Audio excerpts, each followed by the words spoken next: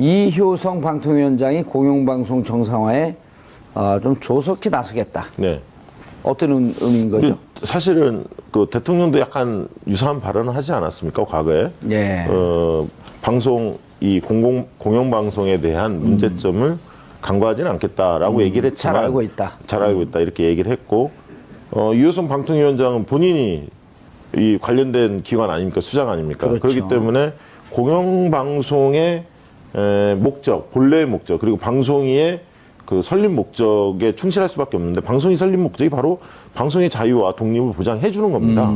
그렇기 때문에 이 안에는 사실 방송위원들 중에는 정부 여당 쪽이 제가 알기로는 3분, 그리고 야당 쪽이 국민의당 1명, 자유한국당 추천 1명, 3대2로 이렇게 구성되어 있는 걸로 알고 있습니다. 더불어민주당 1명, 그다음에 정부 쪽 관계자들 이렇게 구성이 되어 있는데, 내부에서 논의를 좀 할 겁니다. 벌써 이제 논의가 시작됐는데요. 어쨌든 가장 뜨거운 현안으로 올라왔기 때문에 이 담당하는 방통위원장이 나몰라라 이렇게 할 수는 없는 거고, 국민 여론도 있기 때문에 적법한 절차를 밟아서 어떤 입장을 강하게 내지 않을까 그렇게 생각이 듭니다. 예. 이효성 위원장이 무엇보다 이 기자 출신이고요. MBC 또 경향신문, 한국일보를 거친 기자 출신이고 또 언론학을 전공하고 또 여러 대학에서 이제 강사를 하다가 성균관대에서 이제 교수직을 하다가 이제 발탁이 됐는데, 또 누구보다 방송위원회 또 부위원장을 맡았던 경력이 있어서 방통위원회? 네. 그러니까 방통위원회 전신인 2003년, 2006년 사이에 방송위원회 부위원장을 했었거든요. 그래서 어느 인재보다도 학계 또 이 관내에서도 이제 경험했던 여러 가지 경험이 있기 때문에 내부 사정을 잘 알고 있죠. 그래서 많은 국민들이 기대를 하고 있는 것이 사실인 것 같습니다. 예, 알겠습니다. 시청률만 봐도 이 언론의 공영방송에 얼마나 많은 국민들이 등을 돌리고 있는가라고 하는 게 지표로 정확히 나오는 거 아니에요? 네, 그러니까 국민들 여론도 그렇지, 뉴스에 대한 시청률도 그렇게 무너진 지 오래지, 그리고 노조원들이 93, 94%가 파업을 찬성했습니다. 95% 참석에 93% 찬성. 압도적이에요. 역대 최고예요.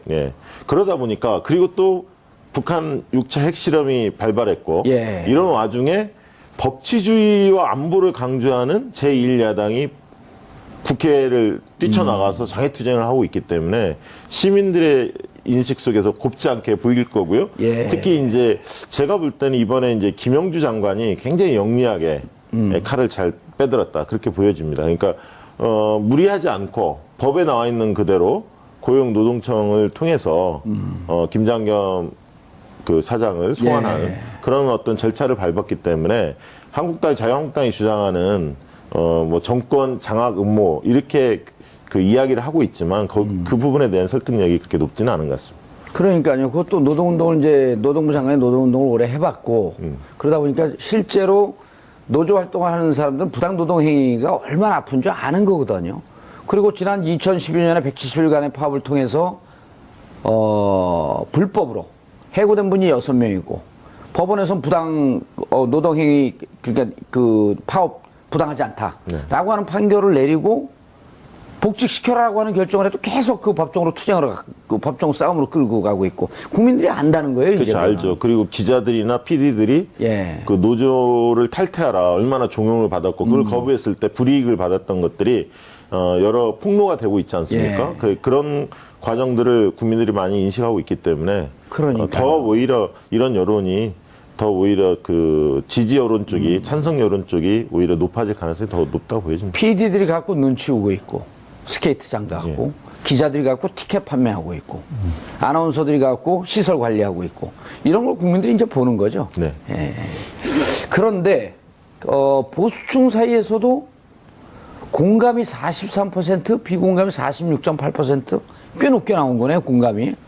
그렇습니다. 보수층에서도 이 정도면 지금 많은 국민들이 지난 정부 때 박근혜 정부의 블랙리스트 여전히 지금 재판 중이고, 그 부분에 대해서는 뭐 보수층도 할 말이 이제 없는 거죠. 그래서 적어도 또 방송사 내부에서 나오는 이런 블랙리스트 얘기들까지 보도를 통해서 접하기 때문에 자유한국당을 서로 지지하고 바른정당을 지지하더라도 보수층에서 이런 부분은 먼저 한국당 뭐 지지자라도 바로 잡고 가야 되는 것 아니냐, 이렇게 판단을 하는 것 같습니다. 야, 무당치서 아까 그 이 대표님 말씀하셨듯이 무당층에서 55.6%가 공감을 하고 23.7%가 공감하지 않는다. 네. 이게 그 이른바 중도층 아니에요? 그렇죠. 그럼 우리 사회에 어찌 보면 이쪽 저쪽 이념적 성향을 떠나서 정말 가운데 계신 분들, 이분들이 과반수 넘게 지지한다?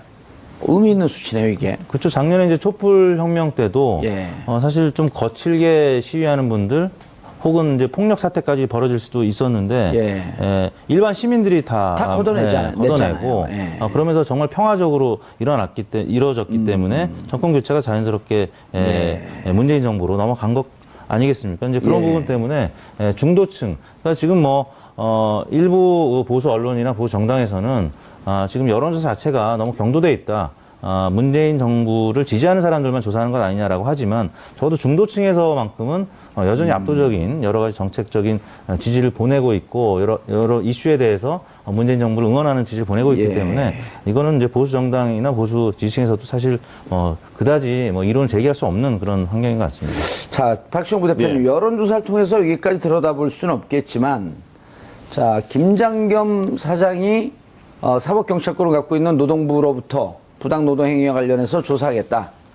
5차례 소환을 거부했어요. 네. 근데 이제 그 와중에 안광한, 김재철 다 들어서 조사를 받았거든요. 네. 그러면 조사 받으러 오지 않으면 체포영장 발부하는 거 정상적인 거 아닌가요? 그렇죠. 과거 관례가 많이 있죠. 예. 그러니까 이제 자유한국당에서는 이례적이다. 공영방송에 이런 적이 있었느냐라고 이야기를 하지만 실제 2008년에 KBS 정윤주 사장을 체포영장 발부해서 수사했죠. 구속 수사하라고 홍준표 당시 의원이 이야기를 했죠. 얘기했잖아요. 예. 그리고 실제로 검찰이 그렇게 집행을 했고 결국은 다 무죄로 대법원까지 무죄로 판결이 났는데 그래서 지금 몰리니까 약간 거짓된 정보들을 좀 흘리고 있는 것 같고요. 예. 아까 이제 하나 이야기하고 싶었던 게 뭐냐면 이번 사안에 대해서 바른정당 지지층의 성향을 잘 볼 필요가 있습니다. 그러니까 바른정당의 지지층들은 국민의당 지지층보다는 자유한국당 지지층의 입장이 더 가까워요. 이걸 잘 보실 필요가 있습니다. 그래서 지금의 자유한국당 6% 내에 구성되고 있는 분들이 이런 사안에 대해서는 국민의당 지지층 쪽보다는 자유한국당 지지층의 성향이 더 입장에 가깝다. 따라서 향후에 그러니까 결국은 바른정당을 구성하는 사람들이 중도층보다는 좀 더 보수층에 가까운 분들이 많다. 이렇게 좀 보셔야 할 것 같습니다. 그리고 또 재밌는 게 정의당 지지층에서도 봤더니 73.1%가 공감을 하고요. 네. 비슷하게 국민의당 지지층도 또 71%가 공감을 해요. 네.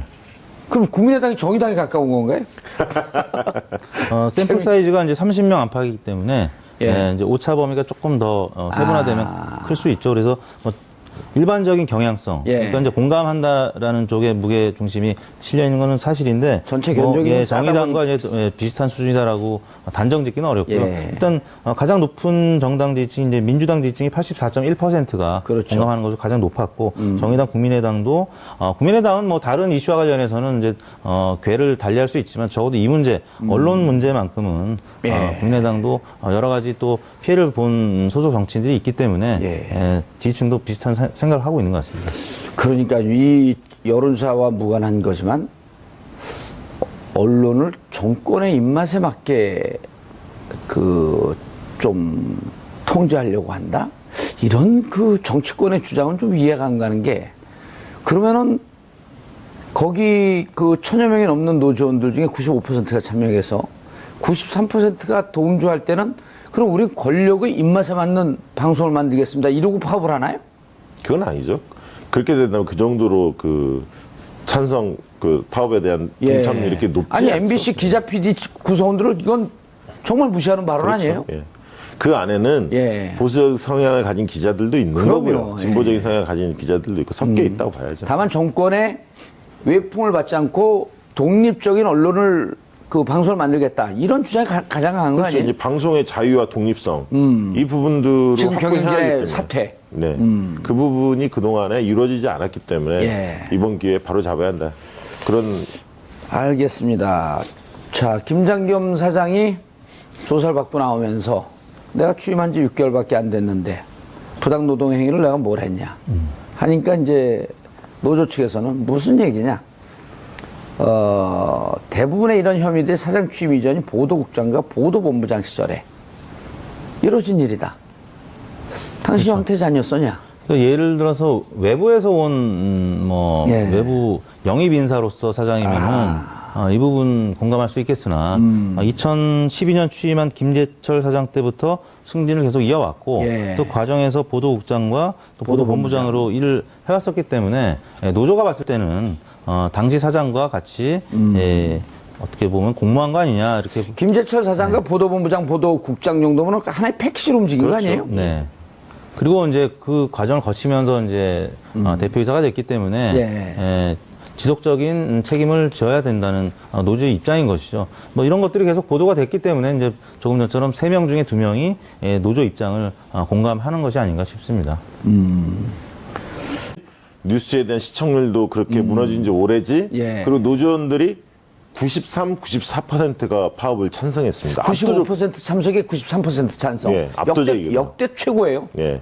그러다 보니까 그리고 또 북한 6차 핵실험이 발발했고 예. 이런 와중에 법치주의와 안보를 강조하는 제1야당이 국회를 뛰쳐나가서 장애투쟁을 하고 있기 때문에 시민들의 인식 속에서 곱지 않게 보일 거고요. 예. 특히 이제 제가 볼 때는 이번에 이제 김영주 장관이 굉장히 영리하게 칼을 잘 빼들었다 그렇게 보여집니다. 그러니까 무리하지 않고 법에 나와 있는 그대로 고용노동청을 통해서 김장겸 그 사장을 소환하는 예. 그런 어떤 절차를 밟았기 때문에 자유한국당이 주장하는 뭐 정권 장악 음모 이렇게 그 이야기를 하고 있지만 그 부분에 대한 설득력이 그렇게 높지는 않은 것 같습니다. 그러니까요. 그것도 노동운동을 이제 노동부 장관이 노동운동을 오래 해봤고 그러다 보니까 실제로 비공감이 46.8% 꽤 높게 나온 거네요. 공감이. 그렇습니다. 보수층에서도 이 정도면 예. 지금 많은 국민들이 지난 정부 때 박근혜 정부의 블랙리스트 여전히 지금 재판 중이고 그 부분에 대해서는 뭐 보수층도 할 말이 이제 없는 거죠. 그래서 적어도 또 방송사 내부에서 나오는 이런 블랙리스트 얘기들까지 보도를 통해서 접하기 때문에 자유한국당을 서로 지지하고 바른정당을 지지하더라도 보수층에서 이런 부분은 먼저 한국당 뭐 지지자라도 예. 바로 잡고 가야 되는 것 아니냐 이렇게 판단을 하는 것 같습니다. 야, 무당층에서 아까 이 대표님 말씀하셨듯이 무당층에서 55.6%가 공감을 하고 23.7%가 공감하지 않는다. 네. 이게 이른바 중도층 아니에요? 그렇습니다. 그럼 우리 사회에 어찌 보면 이쪽 저쪽 이념적 성향을 떠나서 정말 가운데 계신 분들 이분들이 과반수 넘게 지지한다? 의미 있는 수치네요, 이게. 노조 활동을 하는 사람들은 부당노동 행위가 얼마나 아픈 줄 아는 거거든요.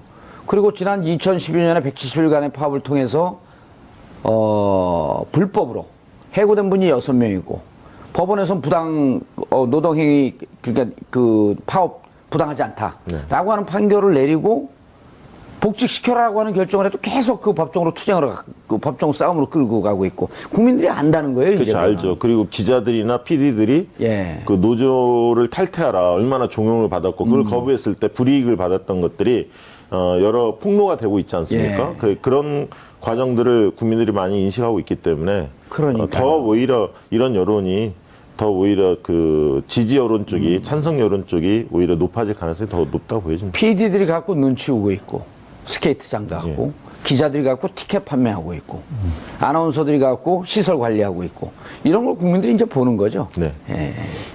그런데 보수층 사이에서도 공감이 43 올라왔기 때문에 이 담당하는 방통위원장이 나 몰라라 이렇게 할 수는 없는 거고 국민 여론도 있기 때문에 적법한 절차를 밟아서 어떤 입장을 강하게 내지 않을까 그렇게 생각이 듭니다. 예.